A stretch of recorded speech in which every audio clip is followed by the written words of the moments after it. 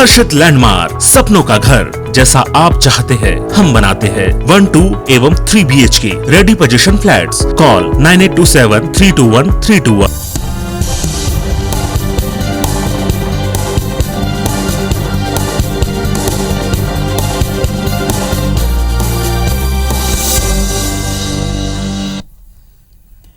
नमस्कार, मैं हूं पुनीत पाठक और आप देख रहे हैं मध्य प्रदेश की बात। बहुत स्वागत है आप सबका। भोपाल से बीजेपी सांसद साध्वी प्रज्ञा सिंह ठाकुर अक्सर अपने बयानों को लेकर सुर्खियों में रहती हैं और एक बार फिर वो कुछ ऐसा कह गई हैं जिसको लेकर विरोध वाली तलवारें निकल पड़ी। मौका शरद पूर्णिमा का था और इस मौके पर आयोजित एक कार्यक्रम के मंच पर साध्वी ने श्राप कांड दोहरा दिया। कांग्रेस के नेताओं को कोसा, निशाने पर रखा और उनको श्राप तक देने की बात की। साध्वी ने बिना किसी का नाम लिए कांग्रेस नेताओं को रावण तक बताया, उनका वध होने की बात की। प्रज्ञा सिंह ठाकुर के इस बयान के बाद जाहिर तौर पर इस पर सियासत गरमाई है। कांग्रेस नेताओं ने तंज कसते हुए कहा कि प्रज्ञा अपनी शक्ति का इस्तेमाल मानवता के हित में क्यों नहीं करती। बीजेपी से सवाल पूछा, क्या साध्वी पार्टी के कहने पर यह सब बयान देती? साध्वी प्रज्ञा ठाकुर के श्राप और उस पर गहराई सियासत, इन दोनों पर चर्चा करेंगे, दोनों पक्षों को सुनेंगे। एक रिपोर्ट देख लें पहले आप। परिक्रमा की है तो नर्मदा मैया की परिक्रमा करके कोई अगर धर्मी हो जाए तो मुझे लगता है कि रावण ने पहले कर ली होती, क्योंकि उसका मन काला होता है, क्योंकि उसके अंदर पल रहा वो दुष्चरित्र काला होता है, वो काला होता है मन का, इसलिए कोई भी मैया उसको कभी माफ नहीं करती। हफ्ते भर पहले नर्मदा परिक्रमा करने वालों पर साध्वी प्रज्ञा ठाकुर के इस आपत्तिजनक टिप्पणी का मामला अभी पूरी तरह शांत भी नहीं हुआ था कि बीजेपी सांसद प्रज्ञा ठाकुर ने फिर से श्राप कांड दोहरा दिया। इस बार साध्वी के निशाने पर कांग्रेस के वो विधायक भी हैं जिनकी मौत हो चुकी है। बयान सामने आने के बाद कांग्रेस ने साध्वी के खिलाफ मोर्चा खोल दिया है। वहीं बीजेपी डिफेंस में अपने तर्क दे रही है। पहले आप सुनिए बीजेपी सांसद का बयान क्या है। एक किसी ऋषि ने कहा था कि साध्वी प्रज्ञा सिंह आएंगे तो हम उनका पुतला नहीं और जिंदा ही जला देंगे। 1-2 महीना बीते होंगे, भगवान ने दिया। अरे शाप आप देना हमारा काम। इस दौरान साध्वी प्रज्ञा ठाकुर ने पूर्व मंत्री और कांग्रेस विधायक PC शर्मा को भी बगैर उनका नाम लिए जमकर खरी खोटी सुनाई। उन्होंने कहा कि ब्राह्मण कुल में जन्म लिया है तो ब्राह्मण बने रहो, रावण बनोगे तो प्रभु राम को वध करना पड़ेगा। एक शर्मा करके यहाँ कोई विधायक है, अरे बुढ़ापा आ गया उसका, लेकिन सच बोलना अभी तक नहीं सीखा। मैं कहती हूँ बुढ़ापे में तो आदमी सुधर जाए, और ब्राह्मण कुल में यदि उसने जन्म ले लिया है तो ब्राह्मण बने रहो, रावण मत बनो।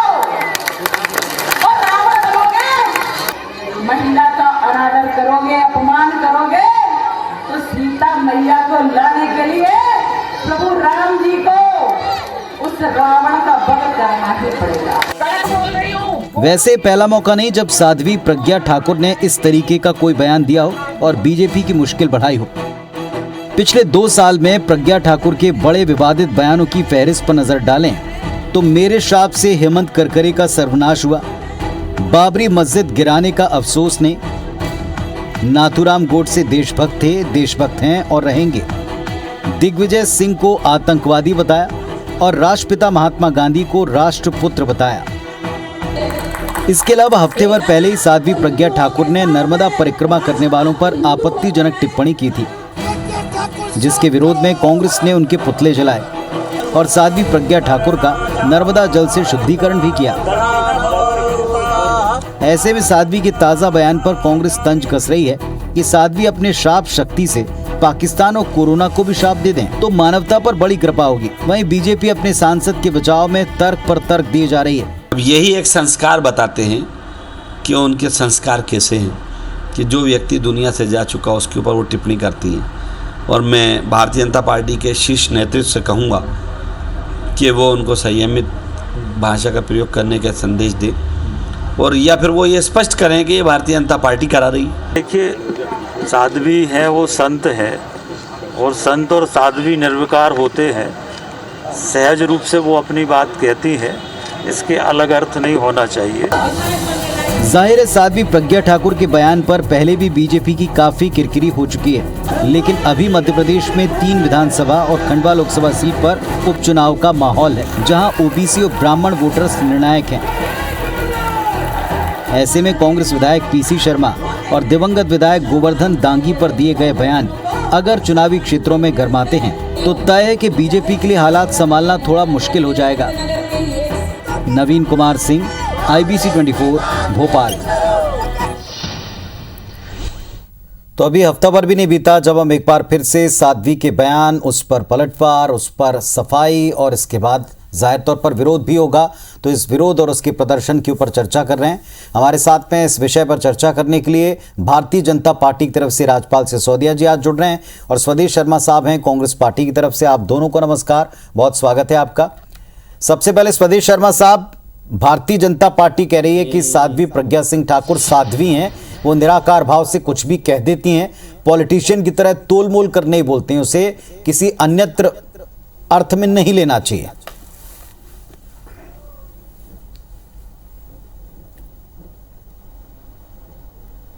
पुनीत जी, हम सच्चाई ढूंढ रहे थे यारों जिन किरदारों में, हम सच्चाई ढूंढ रहे थे यारों जिन किरदारों में, उनके नाम मिले हैं हमको संविधान के हत्यारों में। ये प्रज्ञा सिंह ठाकुर लाहौर की हैं और यहाँ बताना ये लाजमी होगा कि मैं भी लाहौर से हूँ, इनको बचपन से जानता हूँ, कम से कम किशोरावस्था से हमारा इनका परिचय है, इनको पूरा क्षेत्र जानता रहा है। 2008 के मालेगांव ब्लास्ट में जब ये आरोपी बनी, उसके बाद इनको जब लोकसभा का टिकट मिला तब इन्होंने क्या बयान दिया था किसी से छुपा नहीं है।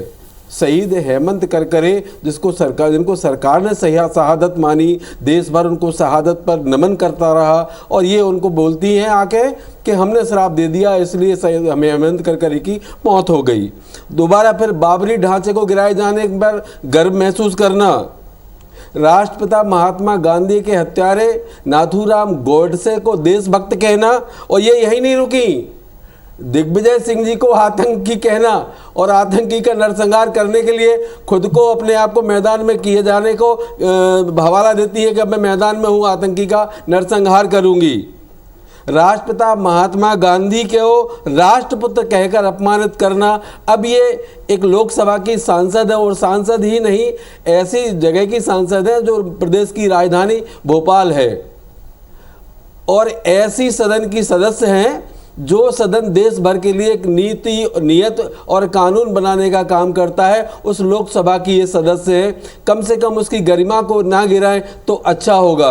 और यही नहीं रुकती है, हिंदू मुस्लिम तो करती रहती हैं। आज ये ठाकुरों को आतंकी कहती हैं, ब्राह्मणों को किस तरह से लज्जित करने का काम करती हैं, अब ठाकुर ब्राह्मण करने का काम भी करने लगी हैं। अगर सनातन को माने तो जगत गुरु ब्राह्मण, ब्राह्मण गुरु सन्यासी। अगर इन्होंने भगवा पहना है और इनको सन्यासी लोग माने हैं इनकी वेशभूषा देखकर, तो हमारा सनातन कभी इजाज़त नहीं देता कि हम देश के बंटवारे की बात करें। तरह तरह की जाति, धर्म, संस्कृतियाँ, वेशभूषा और रहन सहन, इन सबको मिलाकर के बना हुआ भारत है, जिसमें हिंदू, मुस्लिम, सिख, ईसाई आपस में सब भाई भाई। इस नारे को आगे बढ़ाकर गढ़ने का काम जिस देश ने किया हो, जिस संविधान ने किया हो, उसकी हत्या करने पर तुली साध्वी कही जाने वाली साध्वी तो कहने में शर्म आ रही है। इनको बेल लेनी थी तो बेल लेने के लिए इन्होंने बीमारी का ढोंग रचा और इनको यहाँ तक देखा कि डांस करते हुए दिखाई देती हैं, कभी कबड्डी खेलती हुई दिखाई देती हैं। तो माननीय न्यायालय को इन्होंने धोखा भी दिया है अपनी बेल लेने के लिए। मैं मानता हूँ इस बात को कि प्रज्ञा सिंह ठाकुर को देश प्रदेश से माफ़ी इसलिए और मांगना चाहिए, माँ नर्मदा के लिए लिखा है वेदों में कि उनके दर्शन मात्र से पापियों के पाप धुल जाते हैं, और ये कहती हैं कि माँ गंगा की परिक्रमा लगाने से कोई पापी के पाप नहीं धुलते। तो माँ नर्मदा का अपमान करने का अधिकार इनको किसी ने नहीं दिया। और सनातन अगर अपने आप को कहती है सनातनी है तो ये तो और भी गलत बात है। ठीक है, देश से माफी हर बार जब कभी भी हमने इस पर डिबेट किया है, जो भक्त हैं उनसे भी माफी, जब भी हमने कभी इस पर डिबेट किया है तो भारतीय जनता पार्टी के नेताओं ने सफाई देते हुए कहा कि एक तो वे साध्वी हैं, वो तोलमोल कर बोलती नहीं, और दूसरा ये भी तर्क दिया कि उन्हें काफ़ी पीड़ा भूतकाल में हुई और इसलिए वो पीड़ा अलग अलग मंचों पर आती है। अब राजपाल सिसोदिया साहब, क्या भारतीय जनता पार्टी बार बार, जहां खुद प्रधानमंत्री तक कह चुके हैं कि हम उनको किन्हीं बयानों के लिए कभी क्षमा नहीं कर पाएंगे, क्या एक राजनेता के नाते और एक संत के नाते इस तरह के बयान आपको ठीक लगते हैं? एक प्रतिनिधि के नाते आपको बयान ठीक लगते हैं? जिन अवसरों पर ये बयान दिए जा रहे हैं उन मंचों की गरिमा के हिसाब से आपको ये बयान ठीक लगते हैं? देखिए, कुछ स्थानों पर तो समसामयिक विषय वो छेड़ती है। मैं आदरणीय भूपेंद्र सिंह जी की बात को ही आगे बढ़ाता हूँ। उन्होंने जिस प्रकार से कहा कि वो संत स्वभाव होने की वजह से और संत होने की वजह से निर्विकार रूप से अपनी बात को बेबाकी से रख देती है, वो यथार्थ को सामने लाने का काम कर देती है। अब कई बार यथार्थ जो है वो राजनीतिक मंचों से एक मर्यादा में किस प्रकार से लाना चाहिए, एक तकनीकी होती है, एक चतुराई होती है, वो चतुराई उनके मन में नहीं है। वो सीधे सीधे जो बोलना है वो बोलने का काम करती है। अगर उनमें पीड़ा उनको किसी ने पहुंचाई है तो वो पीड़ा को भी व्यक्त कर देती है और पीड़ित करने वाले के बारे में मैं पीछे नहीं जाऊंगा, लेकिन आपने कहा कि वो यथार्थ को आगे रखती हैं, तो क्या दिवंगत नेता किसी के बारे में जो उन्होंने बात की, या अभी जो उन्होंने बिना नाम लिए ब्राह्मण एक जो विधायक हैं और जिनका जिक्र कर रहे हैं, सबको समझ में आता है, जो जिन पर कटाक्ष किया, क्या बीजेपी को लगता है वो सब यथार्थ है और वो यथार्थ को आगे रख रहे हैं? मैं विस्तार में नहीं जाना चाह रहा था, परंतु अब आपने बात छेड़ी तो मैं थोड़ा सा एक प्रसंग से विस्तार में जाके बात समझाने की कोशिश करता हूँ कि वे अस्वस्थ हो गई। और अस्वस्थता का कारण सबको मालूम है कि पुलिस प्रताड़ना में उनको जिस प्रकार से शारीरिक दंड दिया गया उससे उनकी रीढ़ की हड्डी और अन्य आंतरिक चोटें आने का काम हुआ। और जब वो इलाज में थी कोरोना के समय में, अपने आप को इलाज कराने के लिए हॉस्पिटल में थी, उस दौरान कांग्रेस के विधायक और भोपाल के कुछ नेताओं ने उनकी गुमशुदगी के पोस्टर लगाए। अब कोई व्यक्ति इलाज, अभी कमलनाथ जी इलाज कराने गए थे, पिछले कुछ दिनों से गायब थे मध्य प्रदेश की राजनीति क्षेत्र से, तो क्या हमने उनके, भारतीय जनता पार्टी के किसी नेता ने या भारतीय जनता पार्टी ने उनके पोस्टर लगाए? नहीं लगाए। छिंदवाड़ा कई बार वो बहुत लंबे समय तक नहीं पहुंचते, तो क्या वहां की हमारी लोकल भारतीय जनता पार्टी की इकाई वो कभी पोस्टर लगा थी? नहीं लगा। हम इस प्रकार की राजनीति नहीं करते हैं। और कांग्रेस ने करने का काम किया तो उनसे उनका दर्द झलक के आया कि जब वो उन नेताजी के साथ में मंच शेयर कर रही थी, उन्होंने सीधे सीधे मुंह पे कहने का काम किया। तो मेरा कहने का मतलब यह है कि वो जो साध्वी वाला जो एक उनका स्वभाव है कि सीधे बेबाकी से अपनी बात को कह देना, तो ये स्वभाव कई बार तो साध्वी के वेश के साथ साथ सिसोदिया जी, साध्वी के वेश के साथ साथ आज आपको भी बैठकर उनके बयानों पर डिफेंड करना पड़ रहा है, उनके बयानों को लेकर अपनी बात रखनी पड़ रही, क्योंकि वो एक जनप्रतिनिधि हैं और एक भारी मैंडेट से जीती हुई जनप्रतिनिधि हैं। जनहित के किसी मुद्दे पर उनकी कोई बात हो तो समझ में आती है, इसमें जनहित नहीं सिर्फ आत्म पीड़ा, स्व पीड़ा ही नजर आती हर बार। मैं उसी बात को आगे बढ़ा रहा था, मेरी बात आपने बीच में मैं पूरी नहीं हो पाई थी। मैं यही कह रहा था कि वो बेबाकी से अपनी बात को रख देती है, परंतु राजनीतिक मंच से या सामाजिक या धार्मिक किसी मंच से एक राजनीतिक क्षेत्र में काम करने वाला व्यक्ति जब वक्तव्य देता है तो उसको कई सारी मर्यादाओं के साथ में वक्तव्य देना चाहिए। समझता हूँ कि कहीं ना कहीं यहाँ पर साध्वी जी जो है वो बेबाकी से अपनी बात रख जाती है, पर उसके बारे में वो चिंतन मनन विचार या इस तरीके से उसको एक संवैधानिक या भाषा के उसमें लिफाफे में पहना के जिस बात को रखना चाहिए वो नहीं पहना पाती है। ये उनका एक राजनीतिक कौशल नहीं होने की वजह से भी एक समस्या है ये, क्योंकि वो तो महामंडलेश्वर है, वो तो किसी अखाड़े का प्रतिनिधित्व करती है, वो तो उनको जो बोलना है समाज को सीधी बात करने का काम करते हैं।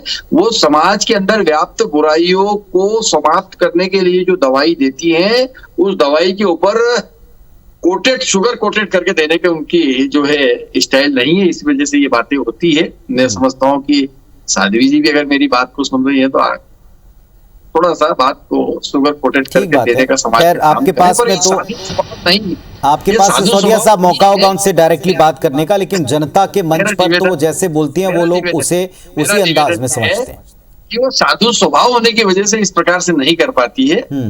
बस इसके अलावा और कोई मन में स्वदेशी कुछ उत्तर देंगे इस पर, कहेंगे इस पर? यथार्थ को सामने रखती हैं, अपनी पीड़ा के मुताबिक बात करती हैं। पुनीत जी, पुनीत जी, ये भगवा का अपमान कर रही हैं, ये ब्राह्मणों का अपमान कर रही हैं, ये धर्म का अपमान कर रही हैं, ये क्षत्रियों का अपमान कर रही हैं, और ये देश की संस्कृति, देश के जो सद्भावना वाला जो ताना बाना है, उस ताना बाने को तोड़ने का काम कर रही हैं। ये सांसद महोदया, अब इनको सब याद है, जब इनको बेल लेनी होती है तो बीमार हो जाती हैं, और ठीक होने के बाद, जमानत होने के बाद चुनाव लड़ती, सांसद हो जाती हैं। जब मध्य प्रदेश के 2.5 लाख लोग कोरोना से मर रहे थे, तड़प रहे थे, ये कहाँ गायब थी? इनके पोस्टर गुमशुदगी के लगाए जाने लगी जनता। तो ये माननीय महोदया, ये तो जान लें प्रज्ञा सिंह ठाकुर कि आप एक सांसद हैं, आपको गरिमा रखना चाहिए इस पद की। इस गरिमा को जब माननीय प्रधानमंत्री, देश के प्रधानमंत्री हैं, हमारे भी प्रधानमंत्री हैं, उन्होंने कहा कि मैं इनको दिल से माफ नहीं कर सकता। अब आप बताइए, भारतीय जनता पार्टी की संसदीय दल के नेता माननीय नरेंद्र दामोदर दास मोदी जब इनको दिल से माफ नहीं कर पा रहे हैं, तो भारतीय जनता पार्टी के प्रवक्ता को चाहिए कि ये भी उनका अनुसरण करें और ये कहें कि हम आपको दिल से माफ नहीं कर सकते।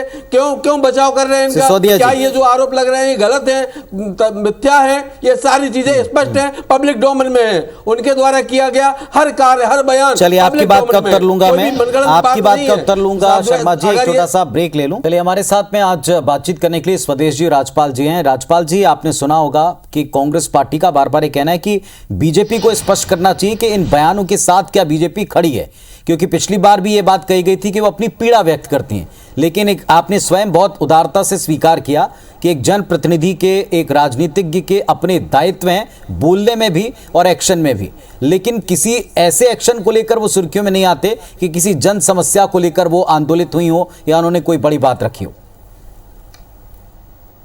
नहीं, देखिए, इसमें पूरे प्रकरण को अगर आप देखेंगे दशहरे वाले दिन के, तो अभी मेरे स्वदेश जी, मेरे मित्र कह रहे थे कि भोपाल की जनता ने पोस्टर लगाए। भोपाल की जनता ने नहीं लगाए, पीसी शर्मा जी ने लगवाए थे, कांग्रेस ने लगवाए थे, और उन्होंने पीठ पीछे बात नहीं की। पीसी शर्मा मंच में उपस्थित है, उनके सामने उनको बात कहने का काम किया है। तो मैं समझता हूँ कि ये बेबाकी की हिम्मत भी होना चाहिए राजनीतिक क्षेत्र में काम करने वाले लोगों को, आमने सामने बात करना, सीधी बात करना। और ये सीधी बात करने का अगर उन्होंने काम किया तो मैं समझता हूं कि ये तो ठीक है, जवाब तो देना चाहिए, और जवाब उन्होंने दिया, दमदारी से दिया। और उस जवाब का अगर प्रश्न का उस जवाब का फेस करने की स्थिति थी तो पीसी शर्मा जी को वहां फेस करना थी, तो उनका अवसर भी था बोलने का। छोड़ के भागने की जरूरत नहीं थी, मंच छोड़ के भागे। सिसोदिया जी, आप एक बहुत अच्छे और सच बोलने वाले प्रवक्ता हैं। एक सवाल हमने IBC 24 के माध्यम से आपसे किया था कि आप ये स्पष्ट कर दें, जब सदन के नेता, कुल मिलाकर के भारतीय जनता पार्टी की संसदीय दल के नेता माननीय प्रधानमंत्री महोदय नरेंद्र मोदी जी ने ये कहा है कि हम आपको दिल से माफ नहीं कर सकते हैं, क्या आप इत्तेफाक रखते हैं? क्या आप यस नो में जवाब दीजिए। क्या आप प्रधानमंत्री की उस बात को से सहमत हैं, या प्रज्ञा सिंह का पक्ष रखने के लिए आप यहां बैठे हैं? देखिए, मैं मुख्यमंत्री जी का भी पक्ष रखने के लिए बैठता हूं, पार्टी का पक्ष रखने के लिए भी बैठता हूं, प्रधानमंत्री जी की बात से भी सहमति प्रकट करता हूं, और मुद्दे विशेष पर मैं प्रज्ञा जी की भी बात को आगे बढ़ाने का काम, मैंने विशेष करके पर्टिकुलर बात करने का काम किया है दशहरे वाले घटना का। तो इन्होंने तो हेमंत करकरे को शराब दी थी, आप इनकी बात को आगे बढ़ाएंगे क्या? जब नहीं, मेरी बात सुनिए, क्या इस प्रकार अगर कोई पीठ पीछे इस प्रकार की हरकत इन्होंने राष्ट्रपिता महात्मा गांधी को राष्ट्रपुत्र कहा था, इसको भी आगे बढ़ाएंगे आप? उस पॉइंट पे बात करिए ना, आप राष्ट्रपिता पे चले गए, मैं पीसी शर्मा जी की बात कर रहा हूँ, आप राष्ट्रपिता की बात कर रहा हूँ, यही प्रॉब्लम है। आपने कहा हम इनकी बात को आगे बढ़ाएंगे, तो कौन सी बातें बढ़ाएंगे ये तो बता दीजिए यशपाल भाई। बात कर रहा हूँ मैं, समझना पड़ेगा स्वदेश जी, पिन पॉइंट बात कर रहा हूँ मैं, सीधा नाम लेके बात कर रहा हूँ। पीसी शर्मा जी, कांग्रेस के विधायक, पूर्व मंत्री, भोपाल निवासी, उन्होंने पोस्टर लगाए अपने सांसद प्रज्ञा सिंह जी के गायब होने के, उस दौर में गायब होने के, जब वो इलाज कराने के लिए बाहर गई हुई थी, और उन्होंने स्पष्टीकरण भी दिया था आके सोशल मीडिया के माध्यम से कि मैं इलाज करा रही हूं, उनका फोटो भी जारी हुआ था। ये शोभा देता है? आप करो तो सब जायज, और उसका जवाब अगर मुझे कोई दे रहा है, पोस्टर लगाने का जवाब उन्होंने पोस्टर लगाने का जवाब उन्होंने पूरे ब्राह्मण समुदाय को अपमानित करने की बात बोल करके किया है। क्या उन्होंने मां नर्मदा की परिक्रमा वासियों के अपमान करने की बात इसलिए कही है क्या उधर? अरे साहब, आप कैसी बातें कर रहे हैं सिसोदिया साहब? आप बहुत सच्चे प्रवक्ता हैं, मैं मानता हूँ इस बात को। आपका हृदय गवारा नहीं कर रहा होगा, लेकिन आपकी मजबूरी है कि भारतीय जनता पार्टी के प्रवक्ता है, इसलिए आपको बैठ के बचाव करना है। लेकिन ये ठीक नहीं है। IBC 24 MP छत्तीसगढ़ के सारे दर्शक आपको देख रहे हैं। क्यों नहीं जवाब दिया?